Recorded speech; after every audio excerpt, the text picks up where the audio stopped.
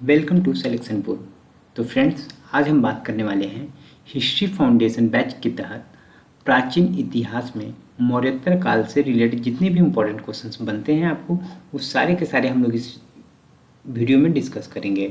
तो बिना देर किए हम लोग स्टार्ट करते हैं। और फ्रेंड्स, आपको मैं बता दूं कि सिलेक्शन पूल प्लेटफॉर्म के माध्यम से हम आपको हिस्ट्री का फाउंडेशन बैच पूरा बेहतरीन तरीके से ख़त्म करेंगे। जो आपके एग्ज़ाम में आए हुए क्वेश्चंस हैं वो सारे के सारे क्वेश्चंस को हम लोग डिटेल में डिस्कस करेंगे। तो चलिए हम लोग स्टार्ट करते हैं।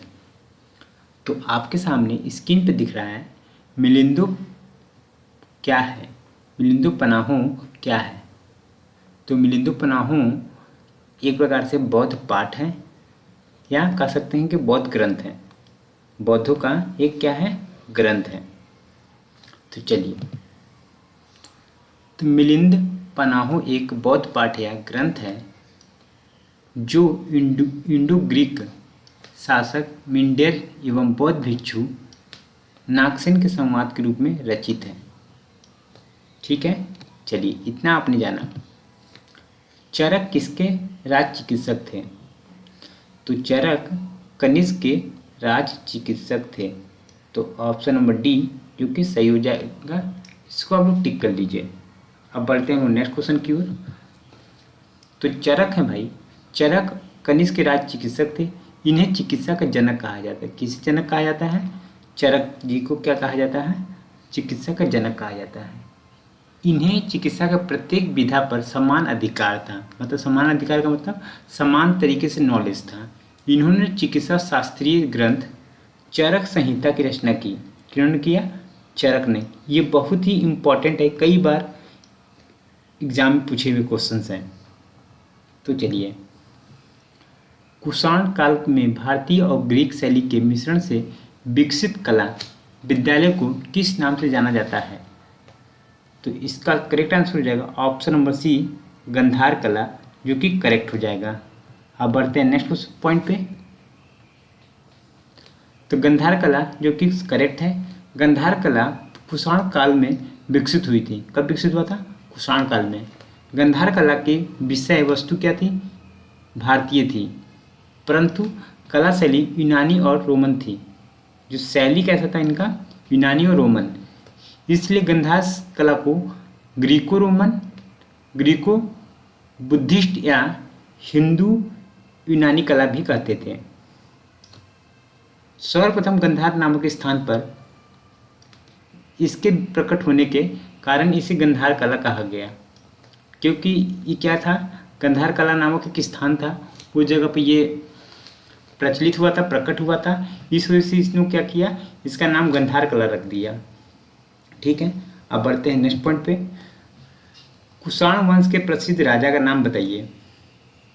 तो इसका जो करेक्ट आंसर हो जाएगा ऑप्शन नंबर ए, कनिष्क, जो कि करेक्ट हो जाएंगे। कनिष्क पे आप टिक कर लीजिए।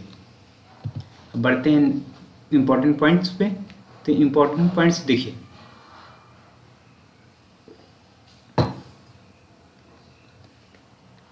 कुषाण वंश का प्रसिद्ध शासक कनिष्क था। इसके राज्यारोहण की तिथि 78 ईस्वी। भारत में शक संवत के सूचक है। किसका सूचक है? शक संवत। चलिए, कनिष्क किस वर्ष में राज्य पर सिंहासन पर आरूढ़ हुए थे? मतलब कि कह सकते सिंहासन पर कब बैठा था? तो कह सकते हैं कि ऑप्शन बी, जो कि करेक्ट हो जाएगा, 78 ईस्वी। इंपॉर्टेंट पॉइंट जानते हैं। कुषाण शासक कनिष्क ने राज्यारोहण की सर्वाधिक मान्य तिथि 78 ईस्वी है। इसी से शक संवत का प्रारंभ होता है। किससे प्रारंभ होता है? 78 ईस्वी से ही शक संवत प्रारंभ होता है। चलिए, शक संवत किसने और कब शुरू किया था? तो आप बोल सकते कनिष्क ने शुरू किया था 78 ईस्वी में। इंपॉर्टेंट पॉइंट है डी, कनिष्क ने 78 ईस्वी में शुरू किया था। शक संवत का संस्थापक कनिष्क था, जिसके द्वारा इसे 78 ईस्वी में प्रारंभ किया गया था। अब देखिए, हम लोग को क्या करना है, मिलान करना है। निम्नलिखित साहित्यिक कृतियों का उनके उल्लेखों के साथ साथ कहते हैं मिलान के लिए, तो मिलान करना है। तो कवि राजमार्ग, तो कवि राजमार्ग किसने लिखा था? कवि राजमार्ग अमोघ वर्ष ने लिखा था। किसने लिखा था? अमोघ वर्ष ने। तो आदि पुराण किसने लिखा था? आदि पुराण किसने लिखा था? तो जिनसेन ने। ठीक है, तो देखिए ए नंबर ये हो जाएगा, बी नंबर पे ये हो जाएगा, और गणित सार स्मृति किसने लिखा था? तो इसका जो करेक्ट आंसर हो जाएगा महावीराचार्य, जो कि करेक्ट हो जाएगा। तो ऑप्शन नंबर सी का ये हो जाएगा, और बचा डी, जो बचा होता है ये डी का हो गया। तो इसमें से देखिए कौन सही है। तो ये है जो तीसरे नंबर पे, तो तीसरे नंबर पे ये है, एक ये है, बाकी ये दोनों गलत हो गया। ठीक है, अब बी नंबर पे देखिए, बी नंबर पे कौन है? बी नंबर पे 4 नंबर ये भी है, ये भी है। ठीक है, तो अब सी नंबर पे देखिए कौन है? सी नंबर पे महावीराचार्य है। तो एक नंबर पे ये वाला गलत हो गया। ठीक है, तो ये ऑप्शन गलत हो गया, तो बचेगा क्या? सी जो कि राइट हो जाएगा। अब बढ़ते हैं नेक्स्ट पॉइंट पे। देखिए साहित्य और लेखक, इधर लिखा हुआ साहित्य लिखा हुआ है, इधर लिखा हुआ लेखक। कवि राजमार्ग का लेखक कौन है? अमोघ वर्ष। आदि पुराण किसने लिखा था? जिनसेन ने। गणित सार स्मृति किसने लिखा था? महावीराचार्य ने। अमोघ वृत्ति किसने लिखा था? सक्तायन ने। ठीक है, किसने लिखा था? सक्तायन ने। तो ये आपका कंप्लीट हुआ। अब नेक्स्ट निम्न के जोड़े बताइए। ठीक है, तो विक्रम संवत कब था? विक्रम संवत का क्या हो जाएगा? ऑप्शन नंबर कौन सा हो जाएगा? आपको पता है तो बताइए। अच्छा, शक संवत कब स्टार्ट हुआ था? शक संवत आपका ये वाला हो जाएगा। अब ये बताइए, उसके बाद विक्रम संवत आपका स्टार्ट हुआ था 58 BC में। ठीक है, ईसा पूर्व में ना, 58 ईसा पूर्व में। ठीक है, अब देखिए इतना समझ में आया? ठीक है, अब इसके बाद और बताइए। तो इसका जो करेक्ट आंसर क्या हो जाएगा आप हमको कमेंट करके जरूर बताइए। अगर पता है तो बताइए, नहीं पता है तो हम तो बता ही रहे हैं। तो इसका जो करेक्ट आंसर हो जाएगा ऑप्शन नंबर बी, जो कि करेक्ट हो जाएगा। ठीक है, चलिए। तो यहाँ पे देखिए विक्रम संवत का क्या था? 58 ईस्वी में, या वास्तव में ये से बोल सकते हैं 1900 क्या बोलते हैं, 57 बोलते हैं, 57 ईसा पूर्व बोल सकते हैं, या 58 ईसा पूर्व बोल सकते हैं। वास्तव में ये बोला जाता है। कहीं कहीं अगर ये भी लिखा होता है तो आप ये भी सही मार सकते हैं, कोई दिक्कत नहीं है। शक संवत कब है? 78 ईस्वी में। कलचुरी संवत कब है? 48 ईस्वी में। गुप्त संवत कब है?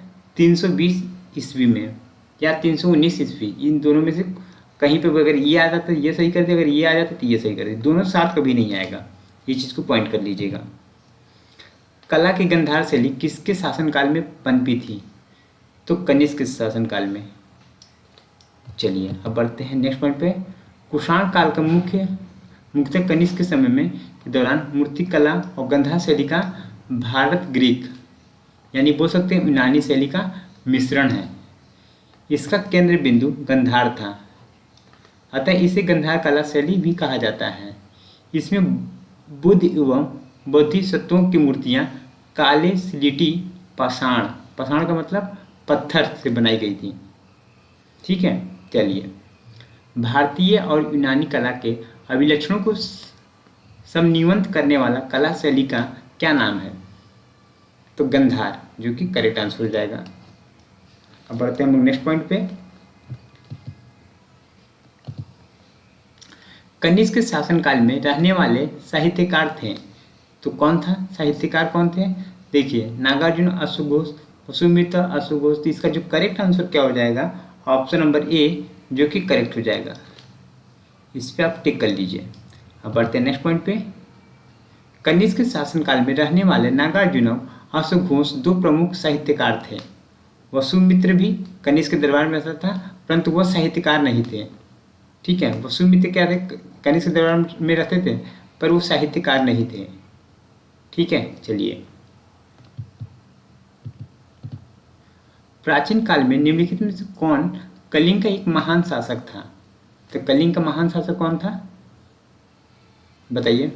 तो इसका जो करेक्ट आंसर हो जाएगा ऑप्शन नंबर सी, खारवेल, जो कि करेक्ट आंसर हो जाएगा। खारवेल के बारे में बात हो रहा है भाई। तो कि प्राचीन काल में खारवेल कलिंग का एक महान शासक था। खारवेल कलिंग का वीर एवं प्रतापी शासक था। इसके बारे में हमारी जानकारी मुख्यतः हाथी गुफा अभिलेख से प्राप्त होता है। कहाँ से प्राप्त होता है? हाथी गुफा अभिलेख से प्राप्त होता है। यह द्वितीय सदी ईसा पूर्व में शासक हुआ था। इसका संबंध खारवेल के चेंदी वंश से था। किससे था? चेंदी वंश से था। इसने अनेक विजय प्राप्त किए, जिनमें से मगध के शासक बृहस्पति मित्र पर तथा दक्षिण के शासक सातवाहन शासक सतकर्णी पर विजय प्राप्त किए इन्होंने। ये सब जैसे आदि लोग प्रमुख थे। यह जैन तीर्थकर की मूर्ति को मगध से कलिंग ले जाने में सफल रहा। कहाँ से? मगध से। कहाँ के? जैन तीर्थकर। ठीक है, चलिए। इसने कृषि हेतु नहरों का निर्माण करवाया तथा प्राची नदी के दोनों तटों पर महाविजय प्रसाद नामक महल बनवाया। यह जैन धर्म का अनुयायी था। किसका अनुयायी था? जैन धर्म का अनुयायी था।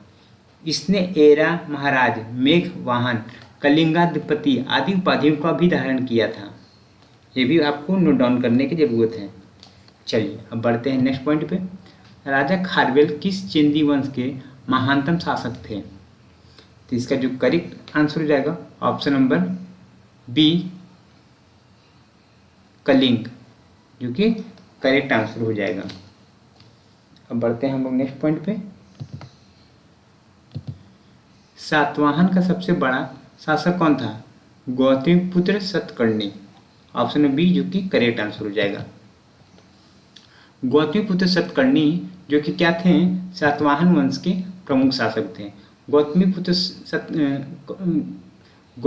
सतकर्णी सातवाहन वंश का क्या थे? सर्वश्रेष्ठ शासक थे। इनकी माता का नाम गौतमी था। बलश्री की नासिक प्रशस्त था। पुलुमावी के नासिक गुहा लेख से इसकी सैनिक सफलताओं के विषय में सूचना मिलती है। कहाँ से सूचना मिलती है? नासिक प्रशस्त से। ये आपका पॉइंट आउट हो जाएगा। नासिक प्रशस्त से पता चलता है कि इसके वाहनों के तीनों समुद्र, कह सकते तीनों समुद्र का पानी, बंगाल की खाड़ी, अरब सागर और हिंद महासागर का पानी पिया था। कौन पिया था? इनके सैनिकों ने पिया था। सैनिकों यानी इनके जो वाहन थे, इनके साथ चल रहे थे, उन सभी ने पिया था। निम्नलिखित में से विद्या का सबसे पुराना पीठ कौन सा था? तो ऑप्शन नंबर ए हो जाएगा तक्षशिला। तो तक्षशिला के बारे में बहुत ज़्यादा बड़ी बड़ी बातें हैं और सारे के सारे हम लोग इसमें डिस्कस करेंगे। देखिए, तो तक्षशिला था विद्या की सबसे पुरानी पीठ था। यहाँ से बहुत महाराजाएं, बहुत जो गुरु, हाँ, बहुत बड़े बड़े विद्वान लोग इसी पाठशाला से पढ़ के आगे बढ़े हैं। तक्षशिला यह मौर्य युग के पूर्व ही स्थापित था। मौर्य युग से पहले ही स्थापित था। नालंदा एवं उज्जैन गुप्तकालीन, जबकि विक्रमशिला पाल युगनी विद्या केंद्र थे। नगरी अत्यंत प्राचीन काल में गंधार जनपद की राजधानी थी। यही आधुनिक रावलपिंडी से 20 मील पश्चिम की ओर सिंध तथा झेलम नदी के बीच स्थित है। रामायण की परंपरा के अनुसार भरत के पुत्र तक्ष ने इसे बसाया था। किसे बसाया था? तक्षशिला को। ठीक है, चलिए इतना आप जान गए। और जानते तक्षशिला के बारे में। जन्मेजय का नाग यज्ञ यहीं पर हुआ था। इसकी सबसे अधिक ख्याति शैक्षणिक क्षेत्र में मानी जाती है कि यह उच्च शिक्षा का प्रमुख केंद्र था। व्याकरण के विश्वविख्यात विद्वान पाणिनि, राजनीति तथा अर्थशास्त्र के विश्वविख्यात विद्वान चाणक्य तथा आयुर्वेद चिकित्सा के प्रसिद्ध विद्वान आचार्य जीवक तक्षशिला में शिक्षा पाई थी। इसके अतिरिक्त कौशल नरेश, प्रसेनजित, बौद्ध विद्वान वसुबंधु आदि ने यहीं से शिक्षा प्राप्त की थी। और यहाँ तक चंद्रगुप्त मौर्य ने अपनी सैनिक शिक्षा यहीं पर ग्रहण की थी। चाणक्य यहाँ का प्रमुख आचार्य थे। तो इतने पॉइंट आपको जानने को मिले। तो फ्रेंड्स, वीडियो कैसा लगा आप कमेंट करके ज़रूर बताइएगा। तब तक के लिए हम लोग मिलते हैं आप नेक्स्ट वीडियो के लिए। तब तक के लिए धन्यवाद दोस्तों। वीडियो कमेंट कर दीजिएगा, लाइक कर दीजिएगा और चैनल को जरूर सब्सक्राइब कर दीजिएगा, ताकि हमें पता चले कि हाँ आपको कितना समझ में आते हैं, कितना नहीं समझ में आ रहे हैं। तो चलिए, धन्यवाद, जय हिंद।